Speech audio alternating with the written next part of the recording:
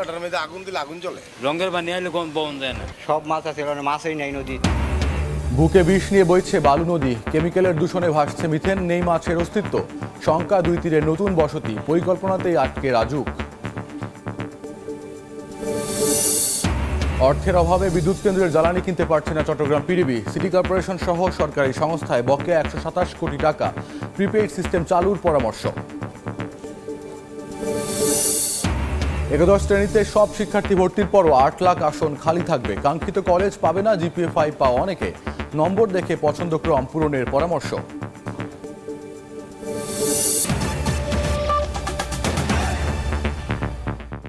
সময় সংবাদের সঙ্গে আছি আমি ফয়সাল আহমেদ পিয়াস। বিষে ভরা বর্তমান আর অনিশ্চিত ভবিষ্যৎ নিয়ে বইছে বালু নদী।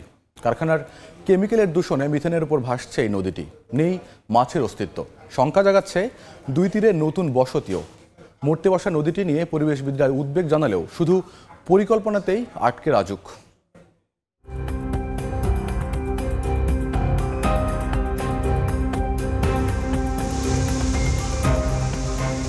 যাত্রা শুরুটা মোহনা থেকেই। সবার আগে চোখ আটকাবে নিকষ কালো পানি। বোঝার বাকি থাকে না সর্বনাশ যা হবার হয়েছে আগেই। মানুষে দেখলেই পানিটা দেখলে মানুষের মনটা নষ্ট হয়ে যায়। একদিকে শীতলক্ষা থেকে আসা দূষিত পানির প্রবাহ, অন্যদিকে তুরাগের দূষণ, দুয়ে মিলে যেন গলা টিপে ধরেছে বালুর। যাত্রাবাড়িতে দরিয়া বামুল দেল্লা মেলের পানি আসে, ড্যাঙ্গের পানি।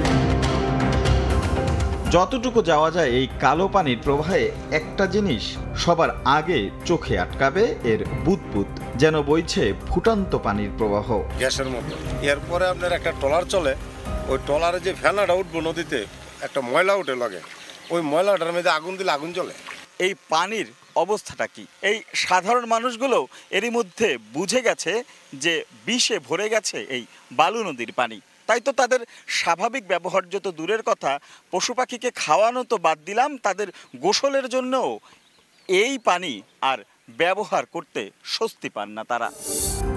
গবেষণা বলছে দীর্ঘদিন ধরে কেমিক্যালের প্রভাবে পানির নিচে তৈরি হয়েছে মিথেনের স্তর। এই বালু নদীতে যেই উদ্ভিদ কণাগুলা ছিল, যেটা মাছের খাবার হিসেবে ছিল বা প্রাণী কণা ছিল, সবার আগে কিন্তু দূষণের ফলে কিন্তু এরা মারা যাবে।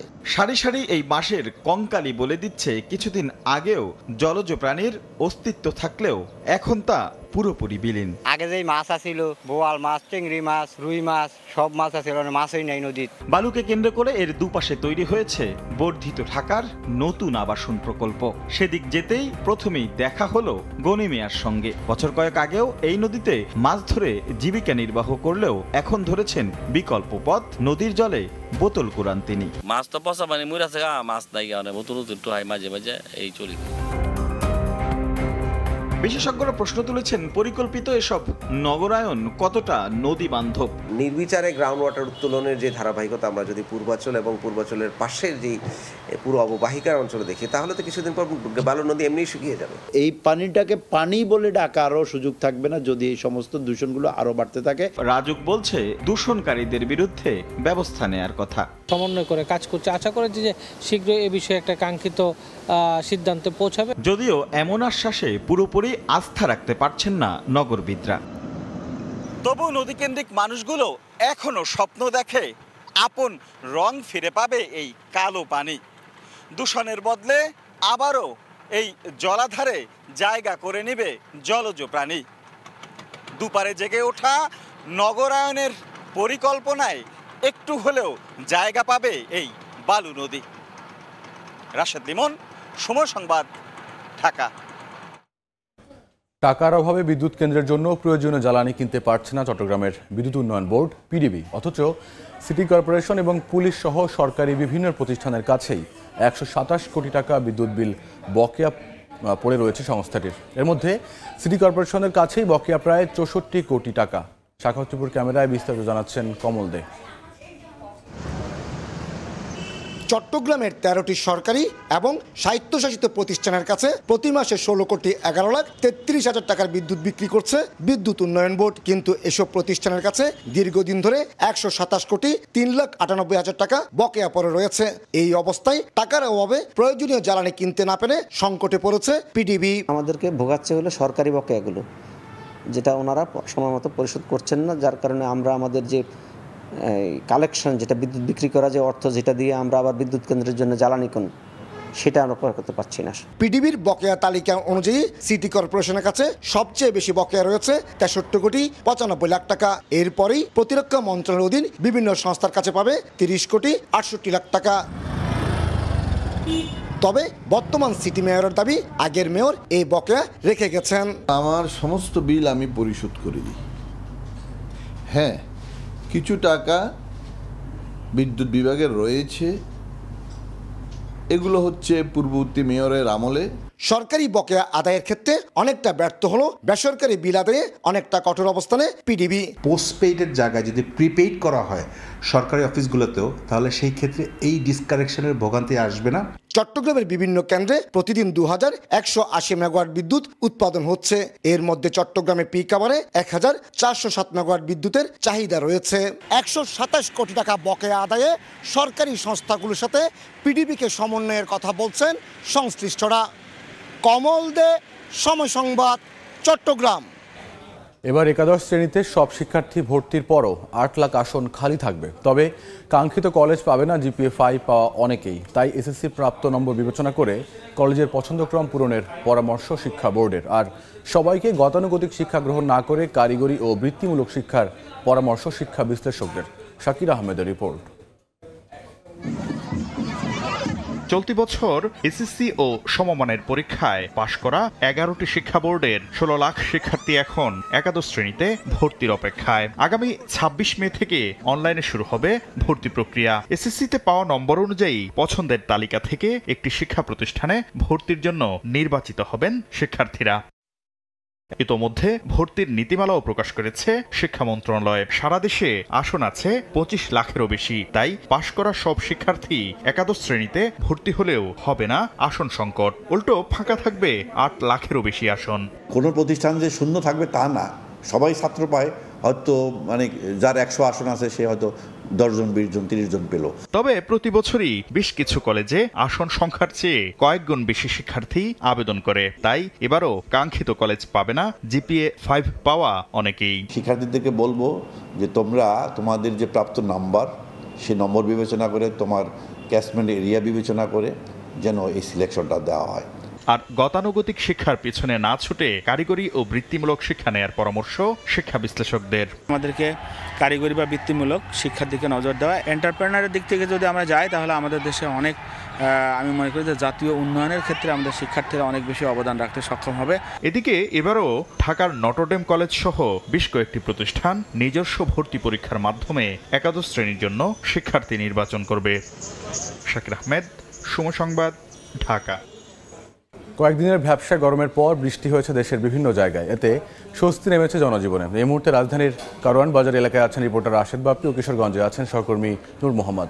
সরাসরি প্রথমে যাচ্ছি বাপ্পির কাছে।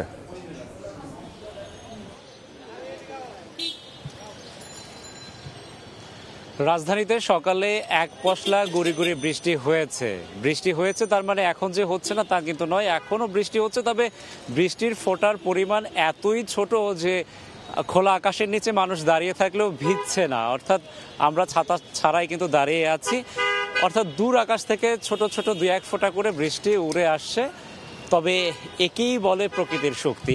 এত ছোট আকারের বৃষ্টি, যে বৃষ্টি ক্যামেরার চোখে দেখা যায় না, সাধারণ চোখে দেখাও খুব কষ্টসাধ্য, কিন্তু তারপরেও প্রকৃতিতে যে এক ধরনের ভ্যাপসা গরম ছিল, যে অসহনীয় অবস্থা ছিল, সেটি কেটে গিয়েছে নিমিষেই। সেটি আর বলার অপেক্ষা রাখে না। সাধারণ মানুষ যারা আছেন, যারা রাতেও ঠিকমতো ঘুমাতে পারেননি, দু চোখ এক করতে পারেননি গরমে অতিষ্ঠ হয়ে, তারা সকালে যখন তিক্ত বিরক্ত হয়ে ঘরের বাইরে বের হয়েছিলেন কাজের প্রয়োজনে, তারা কিন্তু এখন অনেকটাই নিশ্চিন্ত মনে কাজ করছেন, তারা কর্মস্থলে ছুটে যাচ্ছেন। পাশাপাশি যারা শ্রমজীবী খেটে খাওয়া মানুষ আছেন, তারাও অনেকটাই স্বস্তি প্রকাশ করেছেন। কেননা গত কয়েকদিনে যে ভ্যাপসা গরম ছিল, সেই ভ্যাপসা গরমে অনেকেই ঠিকমতো কাজ করতে পারেনি। মানুষের কর্ম যে স্পৃহা, সেটিও কিন্তু অনেকটাই কমে গিয়েছিল। সেখান থেকে অনেকটা মুক্তি মিলেছে আজকের এই গুড়ি গুড়ি বৃষ্টি। এবং যদি এখনকার অবস্থা বলতে হয়, এখনও কিন্তু প্রকৃতিতে এক ধরনের গুমোট ভাব রয়েছে। আমরা দেখছি দূর আকাশে মেঘের ঘন ঘটা, সেই মেঘ কখন ভারী হবে, ভারী হয়ে আরও কিছু বৃষ্টি ঝরবে কিনা সেটি এখনও বলা যাচ্ছে না, কেননা বাতাস রয়েছে। এই বাতাসের কারণে আবার মেঘ কেটেও যেতে পারে। তবে সাধারণ মানুষ যারা তীর্থের কাকের মতো অপেক্ষায় ছিলেন এক পশলা বৃষ্টির জন্য, তারা কিন্তু বিশ্বাস করেন এই যে দূর আকাশের মেঘ সেটি ঘন হবে, ঘন হয়ে আবারও ঝরে পড়বে এই তপ্ত ইট পাথরের কংক্রিটের যে নগরী, সেই নগরী ঢাকায়। এবং আরও যদি বৃষ্টি হয় সেক্ষেত্রে প্রকৃতি আরও কিছুটা প্রশান্ত হবে, সেটি বলার অপেক্ষা রাখে না। পাশাপাশি এখনও আমরা দেখতে পাচ্ছি প্রকৃতিতে বাতাসও রয়েছে, মৃদুমন্দ বাতাস, পাশাপাশি মেঘলা ঘুমট একটি আবহাওয়া রয়েছে। সব মিলিয়ে মানুষের মধ্যে এক ধরনের স্বস্তি রয়েছে। আমরা একটু কিশোরগঞ্জের খবর শুনবো, সেখানে আছেন সহকর্মী নূর মোহাম্মদ। ছিল এবং বৃষ্টিপাতের দেখা মিলছিল না, আবহাওয়ার প্রচন্ড আবহাওয়ার যে গরম ভাবে মানুষের জীবন আস্থা তৈরি হয়েছিল। আর এর মধ্যে আজকে সুখবর হয়ে সকাল থেকে বৃষ্টি শুরু হয়েছে এবং সকাল 7টার দিকে মাঝারি থেকে ভারী বৃষ্টিপাত শুরু হয়। আর এই বৃষ্টির ফলে মানুষের জীবনে শক্তি ফিরে এসেছে এবং এখনো আমরা যেখানে আছি কিশোরগঞ্জ জেলা সদর সহ বিভিন্ন উপজেলা থেকে আমাদের খবর পেয়েছি নেমে বৃষ্টি হচ্ছে। সকাল 4:30 থেকে আধা ঘন্টা বৃষ্টির পর দ্বিতীয় দফায় এবং 9টা থেকে বৃষ্টি শুরু হয়েছে এবং আধা ঘন্টা বৃষ্টি হয়েছে, এখনো বৃষ্টি হচ্ছে এবং এই প্রাকৃতিক বৃষ্টির ফলে সাধারণ মানুষের মধ্যে শক্তি ফিরে এসেছে। তবে কিশোরগঞ্জ থেকে আমরা যুক্ত হয়েছিলাম রাজধানীর কারণ বাজার এবং পরে কিশোরগঞ্জে। পবিত্র হজ পালন করতে সৌদি আরবের মক্কায় ছুটছেন বিশ্বের লাখ লাখ মুসল্লি। হজ আদায়ের আগে তাদের পরতে হয় বিশেষ পোশাক ইহরাম।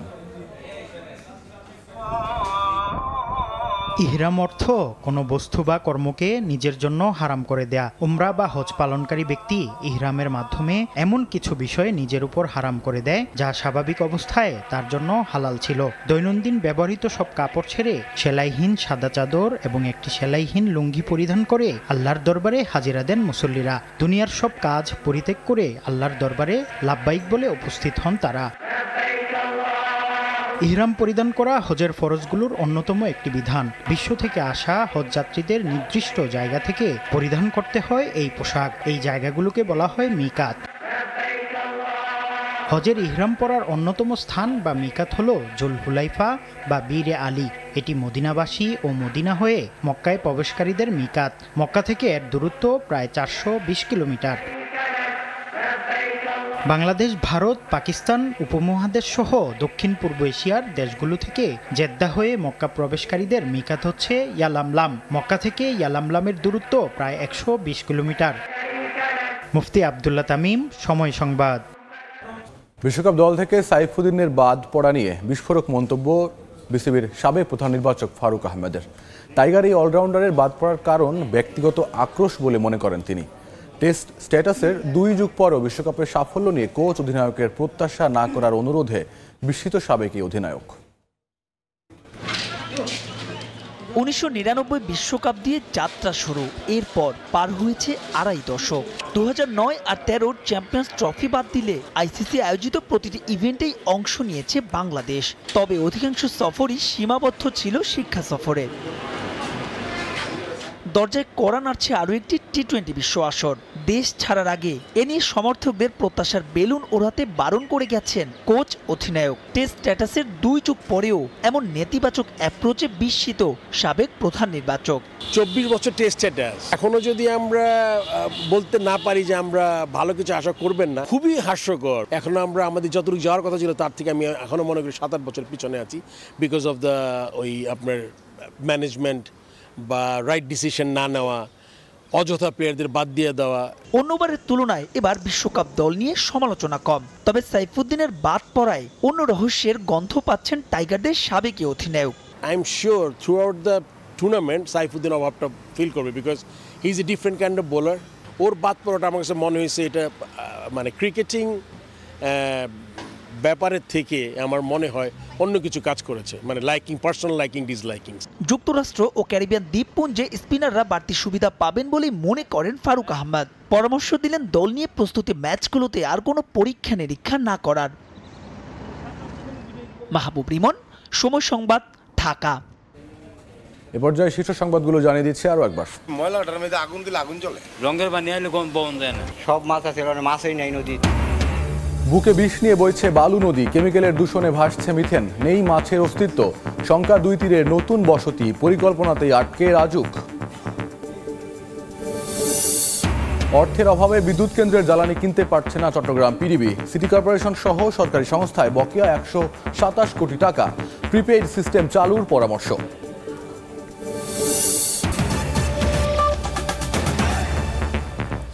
এই ছিল সময় সংবাদ। এরপরে সময়ের বাণিজ্য নিয়ে সঙ্গে থাকবেন আফরোজা মৌটুসী। ধন্যবাদ পিয়াস। এই সময় বাণিজ্য নিয়ে ফিরছে কিছুক্ষণ পর, সঙ্গেই থাকুন সময়ের।